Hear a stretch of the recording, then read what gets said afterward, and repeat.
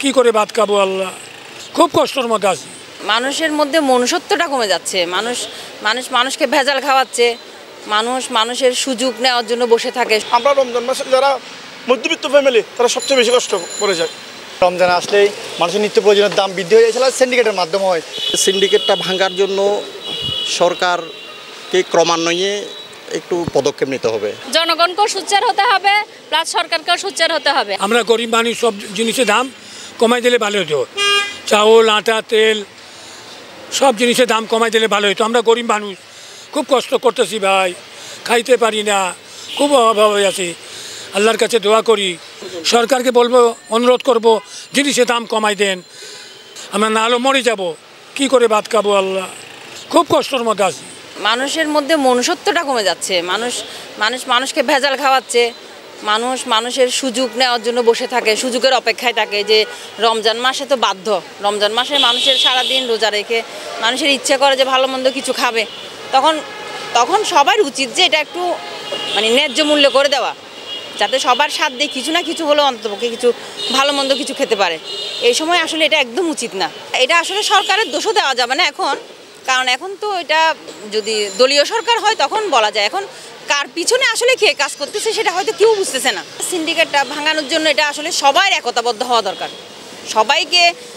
সবাইকে মিলেমিশে এক হইতে হবে। যেমন সরকার পতনের জন্য সবাই এক হয়েছিল, মাঠে নামছিল, রাস্তায় নামছিল। এভাবে আমাদের সিন্ডিকেটের বিরুদ্ধে সবাই যখন রুখে দাঁড়াবে, বিন্দু থেকে শুরু করে সিন্ধু পর্যন্ত সবাই যখন রুখে দাঁড়াবে, তখন অবশ্যই সম্ভব। মুসলমান এমনি নামে মুসলিম হলে তো হবে না, কার্যকর্মে, বিবেকে, বুদ্ধিতে ইসলামের জ্ঞানটা আনতে হবে, মনুষ্যত্বটা আনতে হবে। তখনই তো প্রমাণ করতে পারবে যে সে মুসলিম। মধ্যবিত্তরা কোনো জায়গায় যেতে পারে না, গরিব তো গিয়ে এখানে খুঁজতে পারবে, মধ্যবিত্ত কোথায় করতে পারবে না। সরকারের সবচেয়ে দৃষ্টি আকর্ষণ করতে হবে বাজারের প্রতি, বাজারের মনিটরিং বাড়াতে হবে। যারা রাজনৈতিক দলের নেতাকর্মী, বড় বড় সিনিয়র পার্সন আছেন বা সিটি কর্পোরেশনের মেয়র আছে, মেয়র সহ তাদের মেন কাজ হবে কি, সে জিনিসটাকে তদারকি করা নির্বাহী ম্যাজিস্ট্রেট দিয়ে। তারপর আপনারা জনগণের টাকায় চাকরি করেন, জনগণকে একটু সেবার একটু নতুন সুযোগ করে দেন। আপনি চেহারে বসে মিডিয়াতে এসে বড় বড় কথা বলে লাভ নেই। মাঠে আসেন, মাঠে এসে সঠিকভাবে এটির তদারকি করেন, জনগণকে একটু স্বস্তি দেন রমজান মাসে। অন্য সময় স্বস্তি না দিলেও গত 17 বছর চেয়ে দেখলাম এই 6 মাসে আরও কি হচ্ছে, বাজার বৃদ্ধি হচ্ছে। মানুষ চাইছিল কি, পরিবর্তন কী জন্য চাইছিল? পরিবর্তন চাইছিল যে ওইটাকে বাদ দিয়ে আরও ভালো থাকার জন্য, কিন্তু আমরা ভালো নাই। সরকারের সবচেয়ে বেশি অভিযান আর নির্বাহী ম্যাজিস্ট্রেট দ্বারা যদি প্রতিদিন বাজার, যেগুলো বড় ধরনের বাজার আছে বা পাইকারি বাজার, সেগুলোতে যদি অভিযান চালায়, সিন্ডিকেটটা ভেঙে যাবে। আর সিন্ডিকেট কোথায় ভাঙবে? সিন্ডিকেটটা সরকারের যারা মন্ত্রী, এমপি রয়েছে বা উপদেষ্টা রয়েছে, তাদের কাছের মানুষ সিন্ডিকেট করে, তাদেরকে গাড়ি টাড়ি গিফট দিয়ে এইসব বাজারকে নিয়ন্ত্রণ করে রাখে। মানুষ পরিবর্তন হয়েছে, সরকার পরিবর্তন হয়েছে, কিন্তু সিন্ডিকেট পরিবর্তন হয়নি। রমজান আসলেই মানুষের নিত্য প্রয়োজনের দাম বৃদ্ধি হয়ে গেছিল, সিন্ডিকেটের মাধ্যমে হয়। আমি মনে করি এটা যদি আমরা স্থানীয় পর্যায় থেকে শুরু করি, একদম আমরা জেলা প্রশাসন থেকে শুরু করে মন্ত্রণালয় পর্যন্ত প্রত্যেকটা ডিপার্টমেন্টে আমরা নজরদারিটা বৃদ্ধি করি।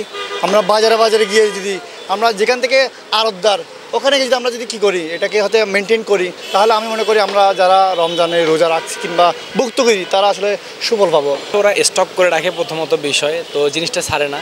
এখন স্টক করে রাখলে তো হচ্ছে আপনার যখন বিষয়টা কিনতে যান, যখন দেখতেছেন বাজারে নাই জিনিসটা, তো তখন আপনার যেহেতু প্রয়োজনীয় জিনিস, তো এটাকে আপনাকে বেশি দাম দিয়ে কিনতে হচ্ছে। এখন আমরা চাইলেও হচ্ছে এটাকে আপনার প্রতিহত করতে পারতেছি না, কারণ ওরা বলতেছে যে আমাদের বাজার মার্কেটে নাই, কিন্তু আমরা দেখতে পাচ্ছি পরবর্তীতে যে তারা স্টক করে রাখতেছে। আমরা নিউজে অনেক কিছু দেখতে পারি এটা বিষয়।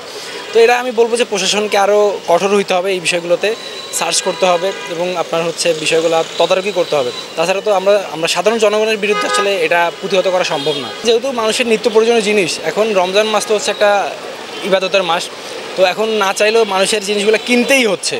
যেমন হচ্ছে আমরা যদি সাধারণ রমজান মাস ছাড়া বলি, ওটা না কিনলেও চলবে, কিন্তু দেখা যাচ্ছে রমজান মাসে হচ্ছে আমাদের লাগবেই জিনিসটা, ম্যান্ডেটরি। এখন তারা হচ্ছে কি এই বিষয়টাকে ফায়দা করে, যারা দোকানদার আছে বা সেলার আছে, এরা এই বিষয়টাকে ফায়দা করে হচ্ছে আমাদের উপর একটা জোরপূর্বক হচ্ছে জিনিস চাপাই দিচ্ছে। আমরা রুট লেভেল থেকে যদি আসলে এই বিষয়টা না দেয়, সরকারের একার পক্ষে এটা কখনোই সম্ভব না। আমরা সাধারণ জনগণ যদি আমরা হচ্ছে প্রতিহত না করি, মনে করেন আমি একটা জিনিস কিনতে গেলাম, ওই জায়গায় ও যেটা বলতেছে আমি ওটাতেই দিয়ে দিলাম, ওইখানে যদি আমি প্রতিহত করি, তখন আমার সাথে আরও 10 জন আসবে। তো এই বিষয়টা করতে হবে আর কি, জনসচেতনমূলক কাজ করতে হবে আর কি, নিজের সচেতনতামূলক বৃদ্ধি করতে হবে। কারণ ও যে চাচ্ছে জিনিসটা, ওটা তো ন্যায্য না। সারা বাংলাদেশের সমস্ত কিছুতেই সিন্ডিকেট থাকে। জনগণকেও সোচ্চার হতে হবে, প্লাস সরকারকেও সোচ্চার হতে হবে। আর সরকার যতদিন পর্যন্ত সোচ্চার হবে না ততদিন সিন্ডিকেটও ভাঙবে না, ঠিক আছে? সুতরাং এই সিন্ডিকেট ভাঙার জন্য সরকারকেই প্রথম পদক্ষেপ নিতে হবে। প্রতি বছরে আসলে লক্ষ্য করি যে রমজানের 15 দিন আগে থেকে বিভিন্ন পণ্যদ্রব্যের দাম, রমজানে যেগুলো সবচেয়ে বেশি লাগে আমাদের ছোলা, চিনি, চা পাতা এবং দুধ, আসলে এগুলো হঠাৎ করে বেড়ে যায়। এটা আসলে সাধারণ পাবলিকের জন্য খুব একটা কষ্টের।